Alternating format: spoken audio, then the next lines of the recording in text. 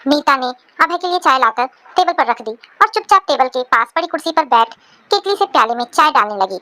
अभय ने नीता के झुके हुए चेहरे पर नजर डाली। लगता था वह अभी अभी रोकर उठी है। अभय रोजाना ही नीता को उदास देखता है। वैसे नीता रोती बहुत कम है। वो समझता है कि नीता के रोने का कारण क्या हो सकता है, इसलिए उसने पूछकर नीता को दोबारा रुलाना ठीक नहीं समझा। उसने कोमल स्वर में पूछा, माँ और पिताजी ने चाय पी ली? नहीं। नीता के स्वर में हल्का सा कंपन था। क्यों?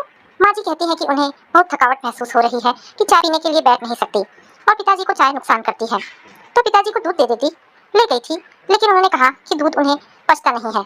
अब है चाय का कप हाथ में लेकर माता पिता के रूम की ओर जाने लगा तो नीता धीरे से बोली, पहले आप चाय पी लेते, तब तक उनकी थकान भी कुछ कम हो जाती। तुम पियो, मेरे इंतजार में मत बैठी रहना। माँ को चाय पिलाकर अभी आता हूँ। नीता ने चाय नहीं पी, गोद में हाथ रखे खिड़की से बाहर देखती रही। काश वह भी हवा में उड़ते बादलों की तरह स्वतंत्र और चिंता रहित होती। नीता के पिता एक अच्छे डॉक्टर थे, पर उनकी सबसे बड़ी कमजोरी ये थी कि वे किसी को भी दुख में नहीं देख सकते थे। जब भी कोई निर्धन बीमार उनके पास आता तो वे उसे फीस का जिक्र तक नहीं करते, बल्कि उल्टे उसे फल व दवाइयों के लिए कुछ पैसे अपने पास से दे देते थे। परिणाम ये हुआ कि वे जितना काम व मेहनत करते थे उतना धन संचित नहीं कर पाए। फिर उनकी लंबी बीमारी चली, जो थोड़ा बहुत पैसा था वह खत्म हो गया। उनकी मृत्यु के बाद सिर्फ एक घर के अलावा और कोई संपत्ति नहीं बची थी। सबसे बड़ी बहन होने के नाते नीता ने घर का भार संभालना अपना कर्तव्य समझा। उसने एक विद्यालय में टीचर की नौकरी कर ली। छोटी बहन रिया मेडिकल कॉलेज में चौथे साल में थी और भाई अनुज इंजीनियरिंग के दूसरे साल में। अभय ने जब नीता के सामने शादी का प्रस्ताव रखा तो उसने साफ मना कर दिया था। उसका कहना था कि जब तक रिया पढ़ाई पूरी करके कमाने लायक नहीं हो जाती तब तक वह शादी की बात सोच भी नहीं सकती। इस पर अभय ने आश्वासन दिया था कि शादी में वह कुछ खर्च न होने देगा और शादी के पश्चात भी नीता अपनी सैलरी घर में देने के लिए स्वतंत्र होगी।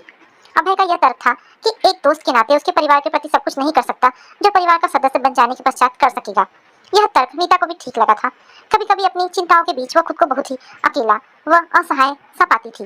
उसने सोचा, यदि उसे अभय जैसा जीवन साथी जो उसकी भावनाओं को अच्छी तरह समझता है मिल गया तो उसकी चिंताएं कम हो जाएगी। फिर भी नीता की आशंका थी कि अकेली संतान होने के कारण अभय से उसके माता पिता को बहुत सी उम्मीदें होगी और इसलिए शायद उन्हें दहेज रहित लड़की को अपनी बहू बनाने में ऐतराज हो सकता है। पर अभय ने इस बात को भी टाल दिया था। उसका कहना था कि उसके माता पिता उसे इतना अधिक प्यार करते हैं कि उसकी इच्छा के सामने वे दहेज जैसी बात पर सोचेंगे भी नहीं। अभय के पापा आलोकनाथ एक साधारण ऑफिस में क्लर्क की हैसियत से ऊपर ना उठ सके थे। अभय उनकी उम्मीदों से बहुत अधिक उन्नति कर गया था। घर के रहन सहन का स्तर भी ऊंचा उठ गया था। अभय सोचता था कि उसके माता पिता उसकी अर्जित आय से ही इतने अधिक संतुष्ट हैं कि नीता की सैलरी की जरूरत अनुभव नहीं करेंगे। यही उसकी भूल थी जिसे वो अब समझ पाया था। उसके माता पिता ने बेटे का विवाह बिना दहेज लिए केवल इसलिए किया था कि बहू अपनी सैलरी से वह कमी पूरी कर देगी। जब उनकी वह आशा पूरी नहीं हुई तो वे चिढ़ गए। उन्हें इस भावना ने जकड़ कर रख लिया कि उन्हें धोखा दिया गया है। अभय कमरे में पहुंचा तो उसकी माँ नीलम अपने पलंग पर लेटी हुई थी। आलोकनाथ पास ही पड़ी कुर्सी पर बैठे न्यूज़पेपर पढ़ रहे थे। अभय बोला, माँ, नीता कह रही थी कि आप बहुत थकान महसूस कर रही हैं। चाय पी लीजिए, थकान कुछ कम हो जाएगी। रहने दे बेटा, चाय के लिए मेरी तनिक भी इच्छा नहीं है। तो बताइए फिर क्या लेंगी? नीता पिताजी के लिए मौसमी का रस निकाल रही है, आपके लिए भी निकाल देगी। रहने दे, मैं रस नहीं पीऊंगी। मैं तेरी माँ हूँ, क्या मुझे अच्छा लगता है कि मैं अपने खर्चे बढ़ा बढ़ा कर तेरे ऊपर भार बन जाऊँ? क्या करूँ, उम्र से मजबूर हूँ, अब काम नहीं होता। तो फिर क्यों नहीं नीता को रोटी बनाने देती? वो तो कहती है कि सुबह आप दोनों के लिए पूरा भोजन बनाकर स्कूल जा सकती है। कैसी बातें कर रहा है अभय? 7 बजे का पका खाना 12 बजे तक बासी नहीं हो जाएगा। तूने कभी अपने पिताजी को ठंडा रोटी खाते देखा है? फिर एक ठंडी सांस लेकर माँ बोली, माँ बाप बेटे का विवाह कितने अरमानों से करते हैं कि घर में बहू आएगी, रौनक होगी, शरीर को आराम मिलेगा। फिर एक और लंबी सांस छोड़कर बोली, खैर इसमें किसी का क्या दोष, अपना अपना समय है। मनोहर जी 10 लाख रुपए नगद और एक कार देने का वादा कर रहे थे। कैसी बातें करती हो माँ? जो लड़की इतनी रकम लेकर आती वह क्या आपको जूस निकाल कर देती? कार में उसे फिल्में दिखाने और शॉपिंग कराने में ही मेरे आधा से ज्यादा तनख्वाह खत्म हो जाती। ऊपर से उसके उलाहने सुनने को मिलते कि उसके मायके में तो इतने नौकर चाकर काम करते थे। और माँ, यदि मेरा विवाह अभी हुआ ही ना होता तो क्या होता? यदि नीता कुछ लाई नहीं तो वो अपने ऊपर खर्च भी तो कुछ नहीं कराती। तुमसे तो इतनी बार मैंने कहा है कि नौकर रख लो, पर तुम्हें तो नौकर के हाथ का खाना ही पसंद नहीं। अब तुम ही बताओ कि यह समस्या कैसे हल हो? नीलम के पास जो समाधान था वह उसके बिना बताए भी अभय जानता था, सो वो चुप रही। अभय ही फिर बोला, थोड़े दिन और धैर्य रखो माँ, रिया ने आखिरी साल की परीक्षा दे दी है, अब उसका खर्च तो समाप्त हो ही जाएगा। अनुज भी 1-2 सालों में योग्य हो जाएगा और उसके साथ नीता का उसका उत्तरदायित्व भी खत्म हो जाएगा और नौकरी छोड़ देगी। अरे एक बार नौकरी करके कौन छोड़ता है, फिर वह इसलिए धन जमा करती रहेगी कि बहन का विवाह करना है। अबे हंसकर बोला, इतने दूर की चिंता आप क्यों करती है माँ? रिया डॉक्टर बनकर स्वयं अपनी शादी के लिए ही बहुत पैसे जुटा लेगी। मुझे तो तेरी ही चिंता है, तेरे अकेले के ऊपर इतना बोझ है। मुझे तो छोड़ो, इन्हें तो फल इत्यादि मिलने ही चाहिए, नहीं तो शरीर कैसे चलेगा। तभी नीता 2 गिलासों में मौसमी का जूस लेकर कमरे में आई। अबे हंसकर बोला, देखो माँ, तुम तो केवल पिताजी की जरूरत की बात कह रही थी, नीता तो तुम्हारे लिए भी जूस ले आई है, अब पी लो। नीता ने इतने प्यार से निकाला है, नहीं पियोगी तो उसका दिल दुखेगा।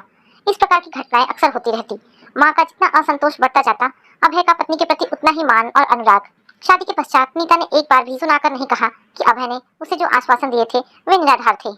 उसने कभी यह नहीं कहा कि अभय के माता पिता की तरह उसके माता पिता ने भी उसे योग्य बनाने में उतना ही पैसा खर्चा किया था। तब क्या उसका उनके प्रति इतना भी कर्तव्य नहीं कि वह अपने भाई बहन को योग्य बनाने में सहायता करे? वह तो अपने सास ससुर को संतुष्ट करने में किसी प्रकार की कसर नहीं छोड़ती। स्कूल से आते ही घर गृहस्थी के कामों में उलझ जाती है। कभी उसने पति से कोई स्त्री सुलभ मांग नहीं की। अपने मायके से जो साड़ियां लाई थी अब भी उन्हें ही पहनती, पर उसके माथे पर शिकन तक नहीं आती थी।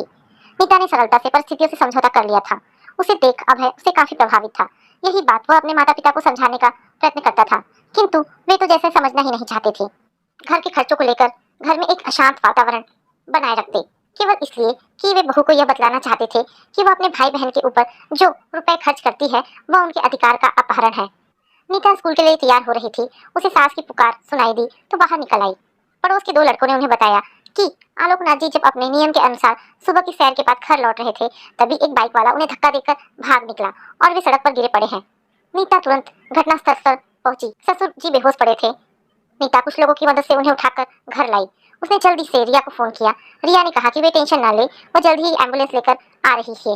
नीता ने छुट्टी के लिए स्कूल फोन कर दिया और घर आकर हॉस्पिटल के लिए जल्दी सामान रखने लगी। तभी रिया आ गई। जितनी तत्कालीन चिकित्सा करना संभव था उसने की और उन्हें हॉस्पिटल ले गई। रिया अपने स्वभाव व व्यवहार के कारण पूरे हॉस्पिटल में सबसे प्रिय थी। यह जानकर कि उसका कोई निकट संबंधी हॉस्पिटल में भर्ती होने आया है, उसके दोस्तों और संबंधित डॉक्टरों ने सब इंतजाम कर दिए।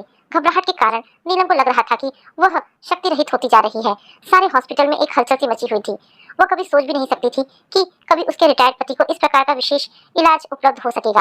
बीच बीच में नीता आकर सास को धीरज बंधाने का प्रयत्न करती। अब है ऑफिस के काम से कहीं बाहर गया हुआ था। नीता ने उसे भी इस घटना की सूचना दे दी। अनुज समाचार पाते ही तुरंत आ गया था। दवाइयों के लिए भागदौड़ वही कर रहा था। मदद के लिए उसके एक दोस्त ने उसे अपनी कार दे दी थी। 4-5 घंटे बाद आलोकनाथ जी कमरे में लाए गए। रिया ने बार बार नीता की सास को तसल्ली दी कि आलोक अंकल जल्दी ही ठीक हो जाएंगे। वातावरण में एक ठहराव सा आ गया था। नीलम ने कमरे में चारों ओर देखा। हॉस्पिटल में इतना अच्छा कमरा तो काफी महंगा पड़ेगा। जब उसने अपनी शंका व्यक्त की तब अनुज बोला, माँ जी, आप 2 बेटों की माँ होकर खर्च की चिंता क्यों करती हैं? मेरे होते यदि आपको किसी भी प्रकार का कष्ट हो तो मैं बेटा होने का अधिकार कैसे पाऊंगा? नीता हंसकर बोली, माँ जी, आज इसने पिताजी को अपना खून दिया है ना, इसलिए ये बढ़-बढ़कर आपका बेटा होने का दावा कर रहा है। ये सुनकर नीलम की आंखें छलछला आई। वे सोच रही थी कि यदि नीता ने बहन की पढ़ाई में मदद न की होती तो क्या आज रिया डॉक्टर होती और क्या उसके पति को ये सुविधाएं मिल पाती? मनोहर जी का बेटा क्या अपनी बहन को दहेज के बाद उसके ससुर को खून देने की बात सोचता? आलोकनाथ जी जब घर आए तब तक नीलम की मनोस्थिति बिल्कुल बदल चुकी थी और सारी कमजोरी भी गायब हो चुकी थी। रात को पति को जल्दी भोजन करा के वे नीता के लिए कार्डिगन बुन रही थी। तभी उन्हें अनुज के आने की आवाज सुनाई दी। खुशी से उसका चेहरा उज्जवल हो उठा। अनुज ने एक डिब्बा लाकर उनके पैरों के पास रख दिया और पूछने पर बोला, माँ जी, मैंने एक पार्ट टाइम जॉब कर लिया है, पहली तनख्वाह मिली तो आपसे आशीर्वाद लेने चला आया। ये सुनकर नीलम चकित रह गई। वे रुष्ट होकर बोली, क्या तेरा दिमाग खराब हुआ है? पढ़ना नहीं है जो पार्ट टाइम जॉब करेगा?